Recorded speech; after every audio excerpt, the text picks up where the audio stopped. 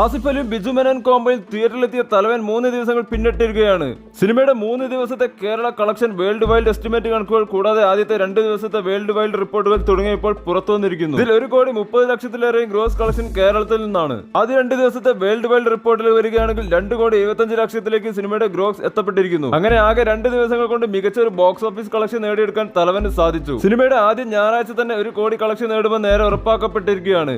അങ്ങനെ ആകെ 3 ദിവസങ്ങൾ കൊണ്ട് കേരള ബോക്സ് ഓഫീസിൽ നിന്ന് 2,30,00,000 ഗ്രോസ് കളക്ഷൻ പ്രതീക്ഷിക്കുന്ന തലവൻ എന്ന സിനിമയുടെ വേൾഡ് വൈഡ് കളക്ഷൻ 4 കോടിയിലേക്ക് 3 ദിവസങ്ങൾ കൊണ്ട് എത്തപ്പെടുന്നു. ആകെ മൊത്തത്തിൽ നോക്കുകയാണെങ്കിൽ ആദ്യ ദിവസത്തെ വെച്ച് നോക്കുമ്പോൾ ചിത്രം മുന്നേറുകയാണ്. റിപ്പോർട്ടുകൾ പ്രകാരം മികച്ച തുടക്കം നേടിയെടുത്തിരിക്കുകയാണ് തലവൻ. ഇനിയുള്ള ദിവസങ്ങളിൽ ചിത്രത്തിന്റെ കളക്ഷൻ വളരെ നിർണായകമാണ്. ഇതിൽ ഒരാൾ ക്രൈമിൽ അകപ്പെടുകയും ആ ക്രൈം അന്വേഷിക്കാനായി മറ്റേയാൾക്ക് ചുമതല ലഭിക്കുകയും ചെയ്യുന്നതോടെ കഥ അടുത്ത തലത്തിലേക്ക് കടക്കുന്നു. സാധാരണ കുറ്റാന്വേഷണ സിനിമകളിലെ പോലെ ഒരു തുമ്പിൽ നിന്ന് മറ്റൊരു തുമ്പിലേക്കും അവിടെ നിന്ന് അടുത്തടുത്തേക്കും പോകുന്ന രീതിയല്ല ഈ സിനിമയിൽ സ്വീകരിച്ചിരിക്കുന്നത്. അതുതന്നെയാണ് പ്രേക്ഷകരെ തിയേറ്ററിൽ പിടിച്ചിരുത്തുന്നതും.